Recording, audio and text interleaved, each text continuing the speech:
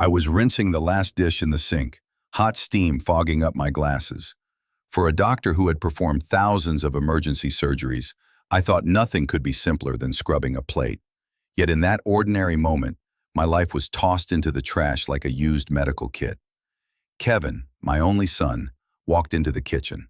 No hello, no question. He just stood there with his arms folded, his face as cold as a physician about to deliver a stage 4 cancer diagnosis without bothering to explain. I turned, forcing a faint smile. People say doctors have instincts, but trust me, no medical school teaches you how to react when your own son turns into a stranger. "Dad, we need to talk," he said. Flat voice, no emotion. I dried my hands on a dish towel. A foolish spark of hope flickered through me. Maybe he had found a job. Maybe he wanted to thank me for covering his utility bills for the last 3 months. If you have ever been a father, you know that kind of hope. It is like believing a man who has lived on fast food for 40 years will suddenly give it up because he watched a YouTube video. "Sure," I said lightly. Kevin looked away, avoiding my eyes. Then he dropped the words, "I will remember until the day I'm buried. Melissa's family will live here now. You should leave." I froze. His words clattered onto the floor like a metal tray in an operating room, cold, sharp, echoing through the room. I laughed, a bitter laugh, the kind patients mistake for reassurance before you tell them the worst news. "Move out?" My voice cracked.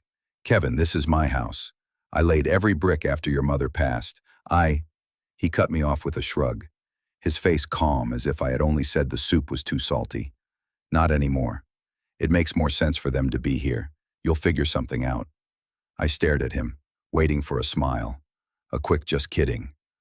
But no, his eyes had hardened to stone. And then, to finish me off, he added, "Go to hell. I don't care." My chest clenched. If this were a medical drama, the ECG monitor would be going wild. But I didn't collapse. I stood still and laughed again. This laugh was different, colder, drier. Cold enough to make Melissa, who had just walked in holding a glass of red wine, pause for half a second before resuming her queen act. Melissa leaned against the doorway, sipping like she was watching a live sitcom. "Is he still here?" she asked, not even bothering to look at me. If you want to know what the bottom of contempt feels like, this was it. That woman spoke about me, the man who raised the son she clung to. As if I were just a janitor overdue for a shift change. Kevin didn't answer. He just stared at me, waiting. Maybe he thought I would scream, beg, or crumble. But after 30 years in the ER, I knew one thing. When a patient screams, the surgeon keeps quiet. Silence steadies the scalpel.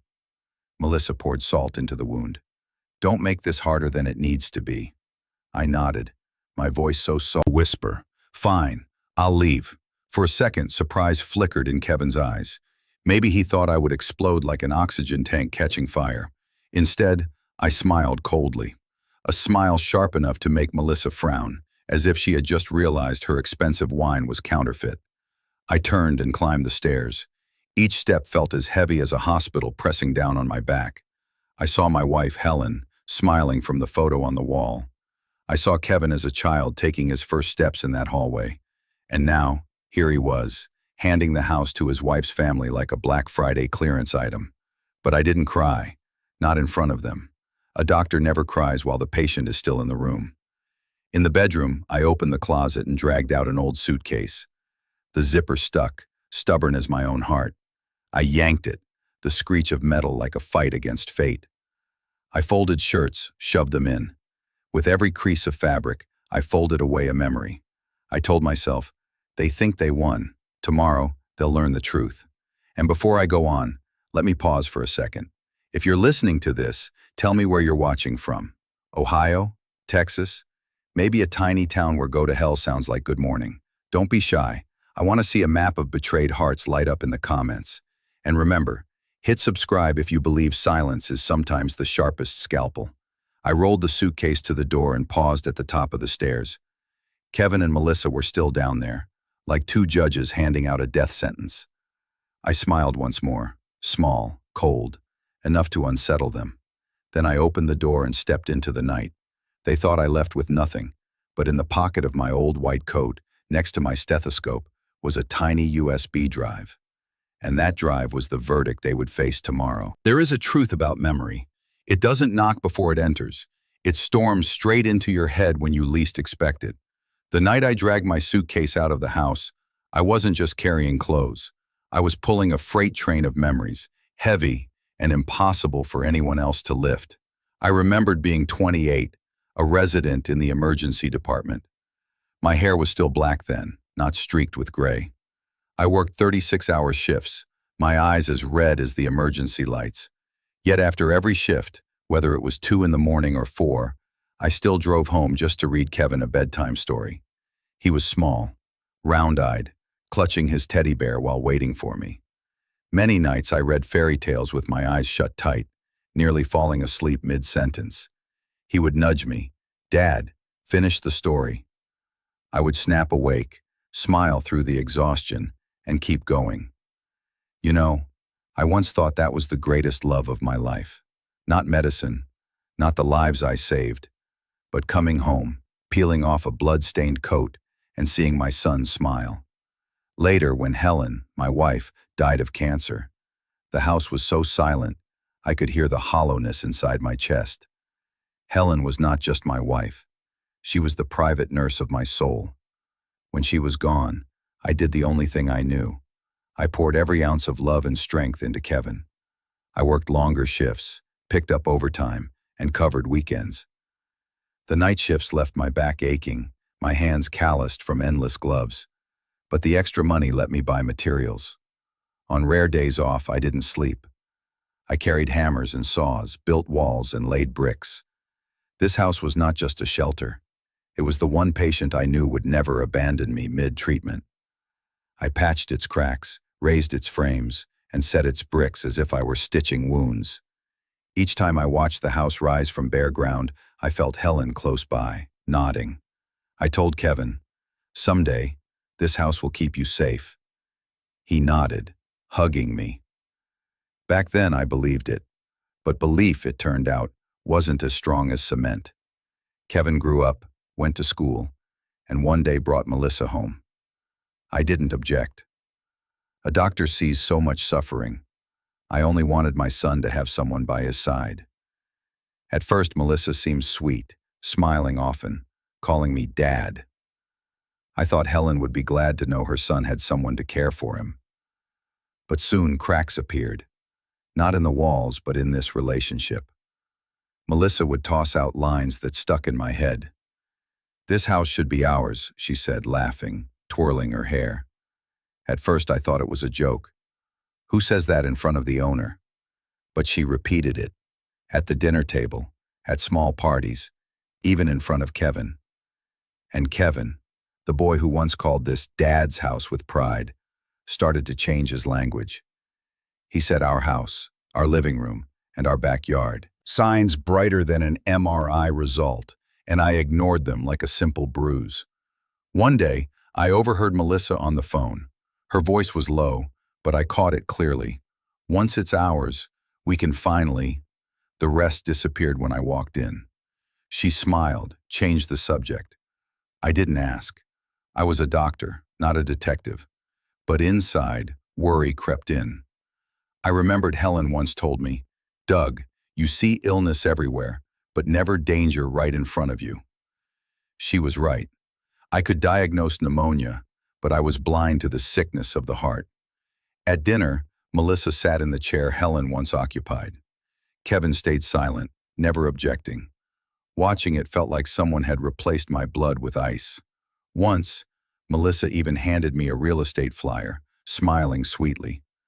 "Prices are so high these days, Dad. If we ever decide to sell, well, we'd be millionaires." I forced a smile, sipped my water, trying to swallow both the meat and the lump in my throat. The signs piled up like test results in a patient's chart, but I refused to open my eyes. I told myself, this is my son. He won't turn his back. Melissa is only joking. I believed the way patients believe a doctor saying, "You'll be fine." But sometimes doctors lie too, just so the patient can sleep at night. So when that night came and Kevin said, "Dad, Melissa's family will live here now. You should leave," I had no right to call it a surprise. The truth was, I had been warned all along. I was just too blind to listen. And maybe, my greatest mistake wasn't trusting the wrong people. My greatest mistake was forgetting the most basic rule of medicine. An untreated wound will fester. And my wound, the one I thought was just a bruise, had rotted long before I noticed. I closed the bedroom door. The sound of it shutting felt like my own heart slamming shut. I stood in the dark room, the dim yellow light from the bedside lamp, casting shadows on the walls that had witnessed countless sleepless nights of mine. I looked around and knew this would be the last time I called this place mine. I pulled the old suitcase from the closet, the brown leather one that had traveled with me to a medical conference in 1992, when Helen was still alive.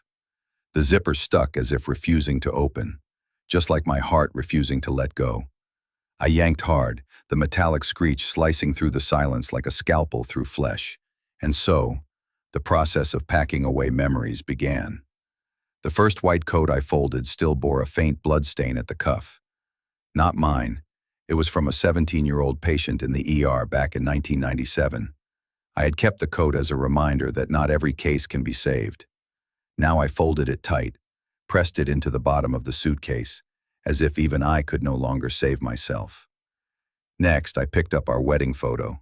Helen smiling, radiant, her hair blowing in the wind, her eyes fixed on me as if I were her entire world. I sat heavily on the bed, the photo trembling in my hands. "Helen," I whispered, "if you saw this, what would you say? That I failed as a father? Or that I was too foolish to believe in gratitude?" I pressed the photo to my chest, then slid it between folded shirts. I kept going.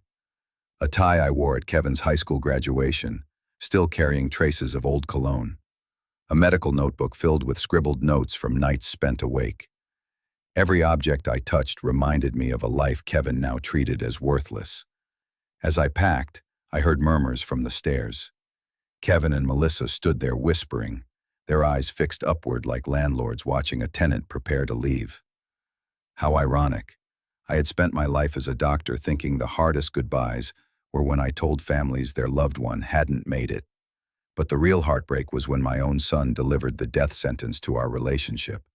I stayed silent. I didn't give them the gift of chaos. No tears, no shouting, no pleading. Only the rasp of a zipper, echoing down the staircase. Melissa chuckled, a laugh sour as expired medicine.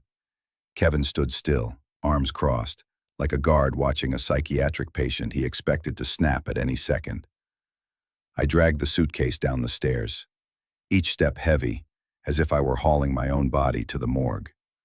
I glanced at them but said nothing. Kevin avoided my eyes. Melissa sipped her wine, her eyes gleaming like she had just won the jackpot. I smiled faintly. The smile wasn't for them. It was for me. A reminder that I still had control of myself, at least that much. I put on my long coat and slipped my hand into the pocket.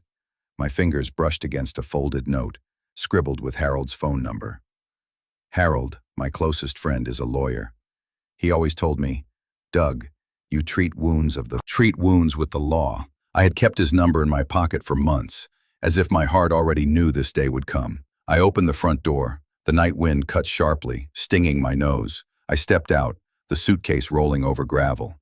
Behind me, Melissa's giggle spilled through the crack of the door, stabbing my back like a knife. Kevin still didn't call after me. I slid into the driver's seat, hands on the wheel.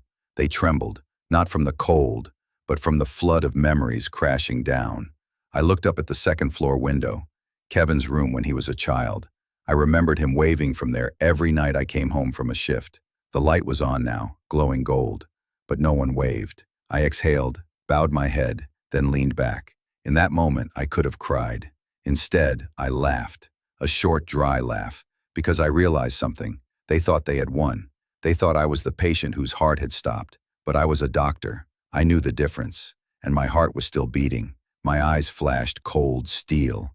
I turned the key, the engine roaring like the opening drum of a performance. Tonight, I left this house with nothing, but tomorrow, I would begin the hardest surgery of my life, cutting lies out of the flesh of this family, and the patient this time was my own son. The next morning, I sat in a small cafe less than a mile from my house.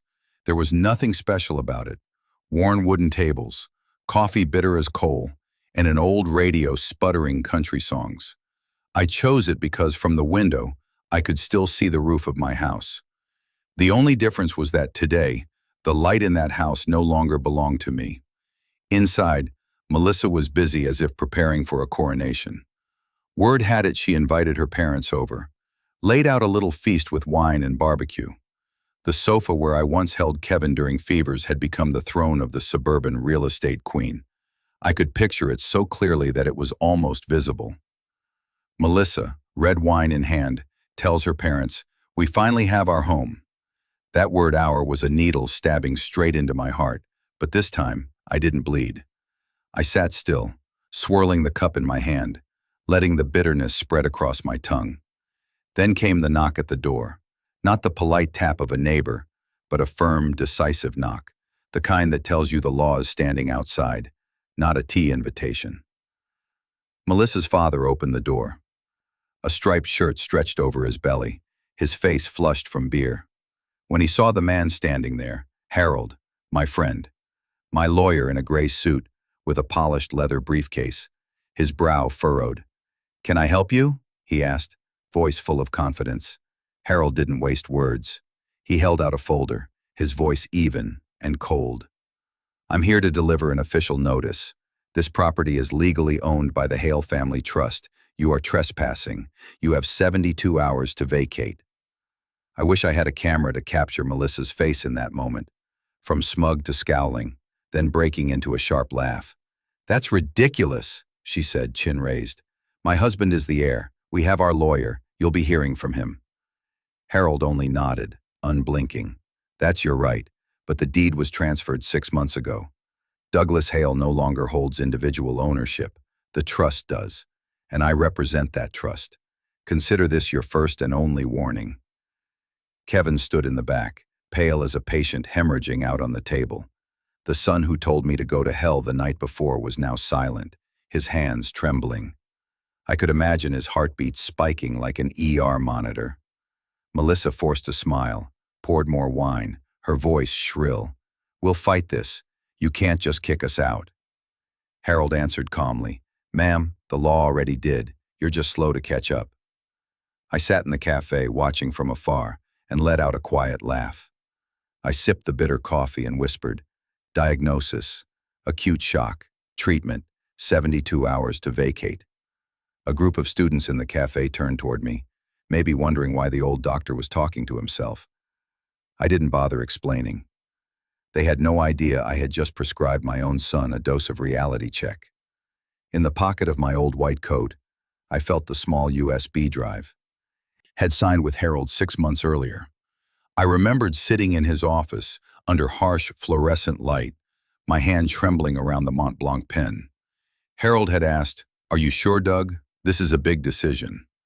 I answered, "Yes, one day Kevin may forget who built this house, but paperwork never forgets."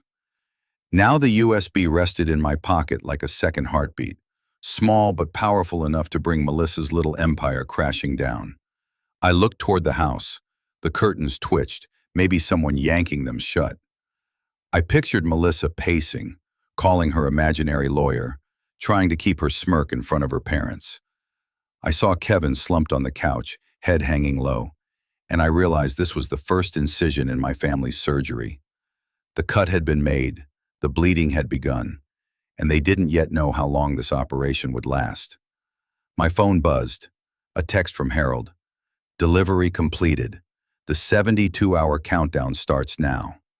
I typed back, "Good, let them sweat. This is just the pre-op." I put the phone away and sighed. Not from exhaustion, but because for the first time in years, I felt in control.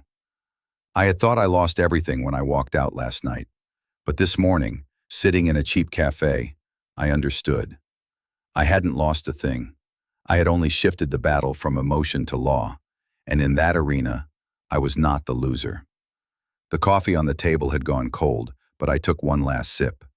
The bitterness lingered, sharp but oddly satisfying. Bitter, but real. Unlike the fake sweetness of Kevin and Melissa's words. I leaned back in the chair and smiled faintly. They thought I was gone, that I had surrendered. But the truth was, I had only clocked into a new shift, the one called Silent Revenge. And for this shift, I didn't need scalpels or anesthesia. All I needed was a USB drive and the law on my side. The next day, I walked into the supermarket to buy some coffee and milk. I thought strolling between the aisles, breathing in the smell of fresh bread, might ease the ache in my chest. Turns out, the only peaceful place for me now is a night shift in the ER, not a grocery store. The moment I pushed the cart into the main aisle, I felt the eyes. People didn't stare directly, just glanced, then whispered. A neighbor whose knee I stitched 10 years ago yanked her grandson aside as if I carried a contagious disease. An old man who once asked me to check his blood pressure looked at me with a mix of pity and contempt. I didn't have to ask why. I knew the reason. Facebook. Melissa, with her natural gift for melodrama, had posted a status that the whole town had seen, word for word. My cruel father-in-law kicked us out with a baby on the way. We have nowhere to go. Please pray for us. Attached was a photo of her clutching her stomach, which, forgive me, looked no different than if she'd overeaten pizza. The internet spreads faster than a stroke code. One post and I went from life-saving doctor to doctor. Evil. Within an hour, her post had hundreds of shares and comments were flooding in. How can a father do this to his own son? Selfish old man. Poor young couple, God bless them. I pushed my cart slowly, the wheels clattering like my own heartbeats. Each step is heavier than a 36-hour shift. Painful, but I said nothing. At the checkout, the young cashier looked at me, almost spoke, then stopped. I knew she wanted to ask, "Did you really throw them out?" I just smirked, swiped my card, grabbed the bag and walked out without a word. No explanation needed. The operating room had taught me that sometimes silence is the only language worth using. That night, I sat in my small rented room, the glow of my phone screen lighting my face. I read every comment on Facebook. People who once called me a wonderful doctor now call me a monster. I couldn't deny the sting. I had spent my life saving strangers, and now my reputation was strangled by a few sentences from my daughter-in-law. My phone rang. It was Harold. His voice was steady, measured, like a normal heartbeat on a monitor. "Doug, don't let social media keep you up at night." I read the post. "I'm a laughingstock now, Harold," I rasped. "One lie and the whole town treats it as a verdict." "Only for now," he said. "Do you know what she wrote in the comments? She confessed." I frowned. "Confessed?" "Yes." She replied to a friend, "We were planning to fix the house and maybe even sell it to start a new life. You see, they never intended to live there. They planned to sell it. That's evidence of fraud, Doug. All we have to do is print it." I laughed. For the first time in days, the laugh wasn't bitter. "Thank you, Melissa. For once in my life, I've seen a patient diagnose herself correctly." "Fraud." Harold. The call, I sat quietly. The dry laugh faded into a strange calm. I remembered all those times patients walked into my office after Googling their symptoms, certain they were dying from something rare. All I had to do was read the test results and smile. "No, it's just indigestion." But this time was different. Melissa had Googled her dream life and didn't realize she had written her own indictment. The next day, I walked through the neighborhood again. Some people still gave me odd looks, but I felt no shame now. I only thought, just wait. Truth has its own heartbeat, and it always strikes on time. That afternoon, Harold sent me printed screenshots of Melissa's post and her comments. Black and white, undeniable. I held the stack, the ink still smelling fresh, but it felt like holding lab results, positive for acute greed. I slipped them into an envelope, placed it beside the USB in my white coat pocket. 2 pieces of evidence, 2 bullets, enough to bring down an empire built on illusions. That night I sat alone in the rented room, wind rustling outside, leaves scratching the window. I didn't feel lonely anymore. I felt like I was in surgery, the nurse handing me instruments, the patient already under, waiting only for me to make the incision. They wanted a war of public opinion, and they would have it. But they forgot something. I was a doctor. I knew how to keep a patient awake long enough to see their own wound, and I would make Kevin and Melissa open their eyes to face the cut they had created for themselves. I poured myself a cup of black coffee, took a sip, and smiled. The internet could turn me into the villain in an instant, but law and truth would make them clowns for the long run, and I had all the patience in the world to wait. The phone rang that evening, just as I set my coffee cup down. The number was so familiar my chest tightened before I even looked at the screen. Kevin. His name flashing, I drew a deep breath. Part of me wanted to hurl the phone against the wall, but another part, the foolish part that still remembered the little boy clinging to my white coat on his first day of school, forced me to pick up. Hello? I kept my voice flat, neither high nor low. Dad! He screamed so loudly I had to hold the phone away. What the hell did you do? A lawyer showed up with some stupid papers saying this house isn't ours. Is this some sick joke? I closed my eyes, letting his rage flood my ear like an alarm blaring in the ICU.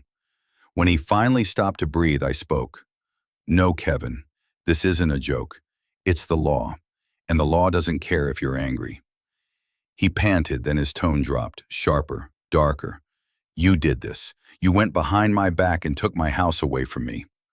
I laughed, dry and hollow, filling the small room. Your house? I pressed each word.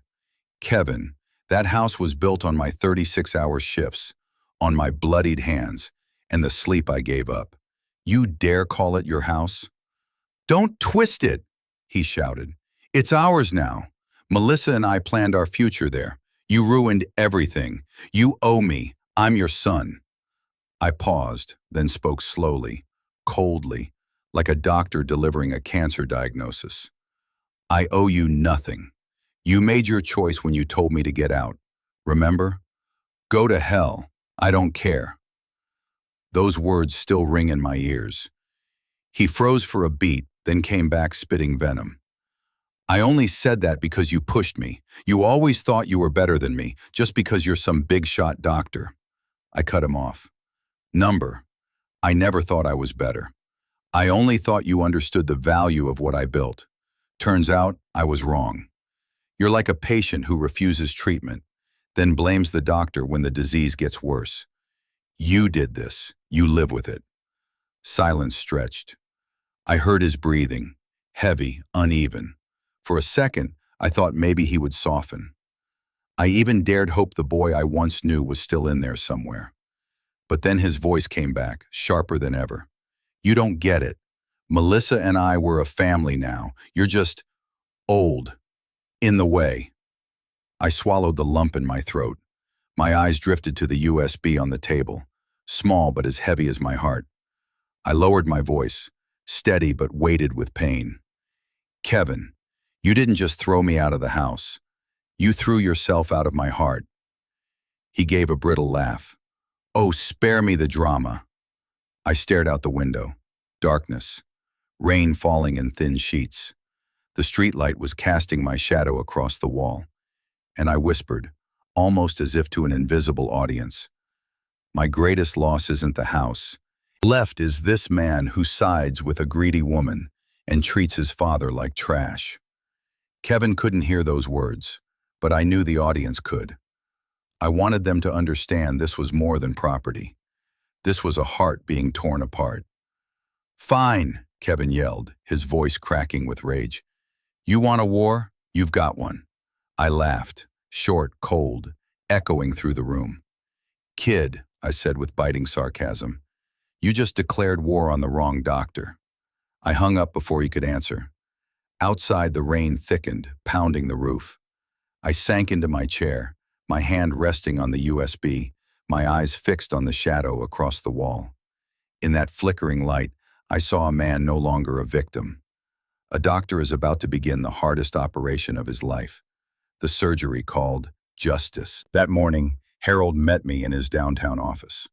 The building was old but solid, the smell of varnished wood mixed with the scent of aging paper. When I walked in, Harold was already seated behind his desk, a thick file in front of him. He looked up and gave me a slight nod, the way one surgeon acknowledges another before a complex operation. "Doug," he said, sliding the file toward me, "everything is ready. I've filed charges against them for real estate fraud. All that's left is your signature to finalize the process." I pulled out a chair and sat down. The file was so heavy I imagined it could crush every lie Melissa had told. I flipped through the pages, the black ink flowing across them like veins. Melissa's self-incriminating Facebook post, copies of the trust documents. Everything was here. Harold set a Mont Blanc pen on the desk. Sleek black barrel, silver cap gleaming. I had bought it 10 years ago, when I was awarded for saving a difficult case. I had written prescriptions, discharge papers, and medical reports with this pen. Today, it was a scalpel of the law. I picked it up, and the felt as familiar as a stethoscope. The tip glided across the page as I signed my name. Douglas Hale. I looked up, smirking. All my life I've signed prescriptions. Today I signed my own son's eviction. Irony has a PhD. Harold didn't laugh. He just nodded, his eyes sharp. Sometimes justice needs the precision of a heart surgeon. No shaking hands, no regrets. That afternoon the news spread. The local paper ran a bold headline. Local couple under investigation for attempted real estate fraud. A photo of Kevin and Melissa on their wedding day filled the front page. Kevin in his suit, Melissa in her white gown, their fake smiles now repurposed as illustrations for scandal.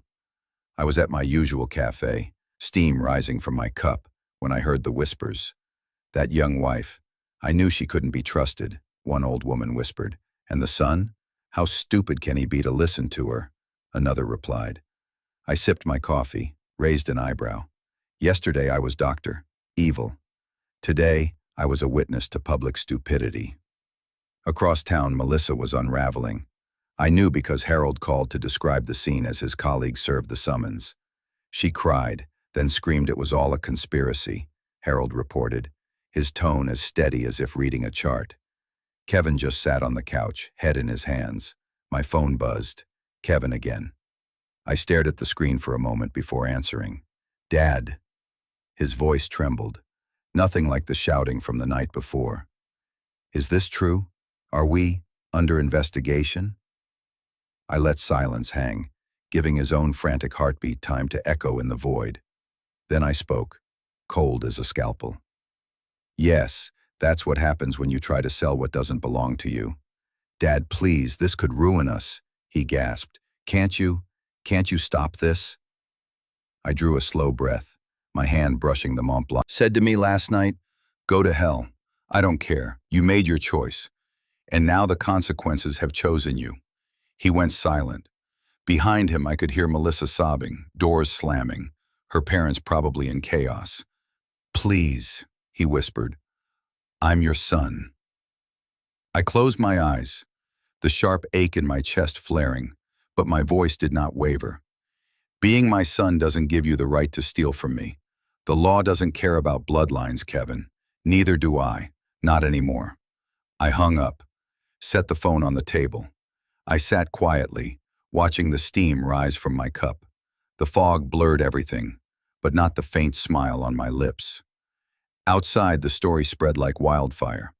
Local TV ran a segment. A reporter stood in front of the house I had built, speaking about attempted fraud, possible fines, and probation. I didn't need to say a word. The crowd was already doing my work. That night, I returned to my rented room and sat at the wooden desk. I pulled out the Mont Blanc pen, turned it in my hand. I thought of the thousands of patients who had signed their names beneath my prescriptions, trusting my signature to save them. Now my signature had cut the cord of fatherhood. I set the pen on the desk and whispered, "Irony, Harold, has a PhD, and I just graduated summa cum laude." Leaning back, I closed my eyes. Outside, the rain fell, but this time it didn't feel cold.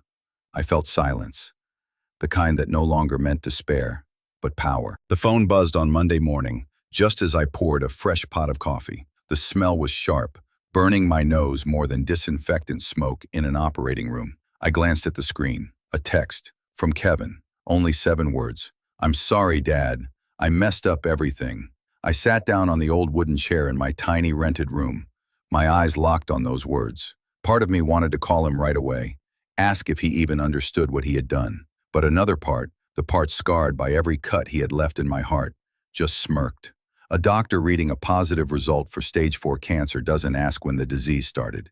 He only knows. It's too late. That message dragged me back decades.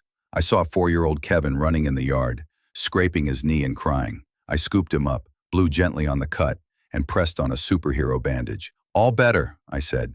He stopped crying instantly, giggling. I saw 8-year-old Kevin, standing at the window when I came home from night shifts, eyes shining, a fairy tale book in hand. "One more story, Dad," he begged. And no matter how exhausted I was, I sat at his bed and read until my eyes shut. Those memories crowded in, making the message heavier. The boy I once carried in my arms was now the man who threw me out of the house I built, and now came back with an apology, too late to matter. I opened the keyboard, typed, "Why now?" Deleted it. I typed, "You broke me." Deleted it again. Finally, my fingers stopped and wrote, "I'll always love you, but I can't save you from yourself." I read it over and over. It looked like a prescription, neat, precise, but it healed nothing.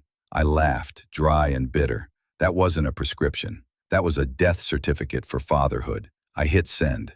The screen went dark, leaving only my faint reflection. A hollow ache flooded my chest, heavy as a patient's last breath. Yet strangely, I felt lighter than after any successful surgery. In the days that followed, Kevin and Melissa vanished from social media.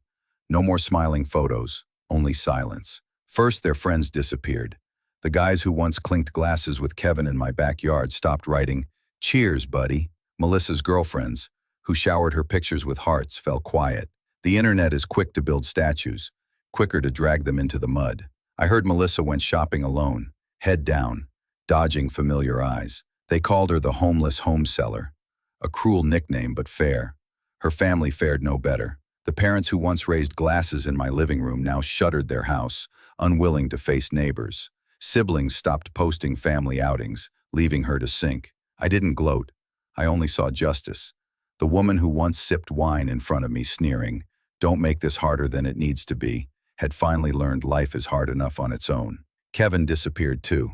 No calls, no texts, except for those 7 words. I pictured him sitting alone in an empty room, phone in hand, waiting for me to respond the way he once waited for bedtime stories. But I didn't go back. I didn't rescue him. In medicine, some patients refuse treatment, then return to blame the doctor when they decline. By then, every apology is just late morphine. It dulls the pain, but never cures the cause.